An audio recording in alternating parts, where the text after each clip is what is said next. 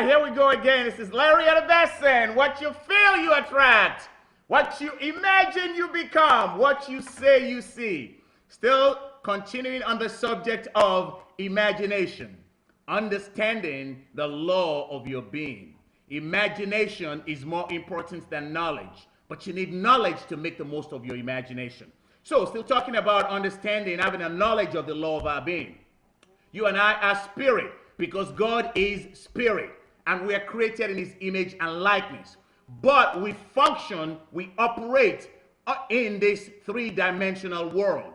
God is the substance of the whole universe, the substance of all creation. But this three-dimensional world, where you and I call our temporary home, has the mind as its substance.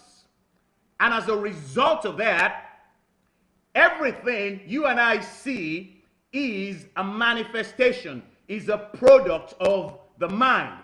Now, the mind has the ability to do good and to do evil. On the spiritual plane, on the other hand, there is no such duality. So, since we live in a three-dimensional physical world, our minds are susceptible to suggestion. So, in other words, I'm sure you've heard about the law of attraction. As a man thinketh in his heart, so is he. Like attracts like. Well, those laws function in the third dimensional world. However, in the spiritual realm, in the realm where the imagination reigns supreme, there is no such duality. And what we need to understand is this, is that in order for us to produce the results we want in this three-dimensional world, we need to rise up to a higher dimension. We need to rise up higher, go to a higher dimension. Picture what we would like to see happen in the third dimension. Incubate it. We need to hover, just like we're told in Genesis 1:2. And the Spirit of God was hovering over the waters. We need to rise above our circumstances, rise beyond the third dimension, and picturize, imagine, visualize what we would like to see happen in the third dimensional world. In other words, we need to rise up and superimpose on this three-dimensional world using our imagination to create the world that we would like to see. What would you like to see happen in your life? What would you like to see happen in your marriage? What would you like to see happen on your job? What would you like to see happen in your health? What would you like to see happen in your relationship?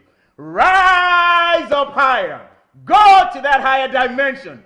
Picture it with words, pictures, and emotions. Then stay there. Hover over it consistently, long enough, and then you release out of your mouth what you'd like to see happen. And we haven't even gotten there yet. I see I'm kind of slipping into the third statement. What you say, you see. But you know, these three formulas, these statements are so tied together that it's very difficult to not go from one to the other. But anyway, I'm going to wrap it up here. So, in order for you and I to make the most of our imagination, we need to understand the law of our being, how we are made. We're tripartite beings. But in order for us to produce the results we want in this third dimensional world, we need to rise higher. Rise higher. Have the courage to rise higher, to dream bigger. Every place where the sole of your foot shall tread upon shall be yours. Dare to dream bigger. Dare to imagine bigger. And you will make things happen in your life just the way you want. Carpe your diem. Ciao.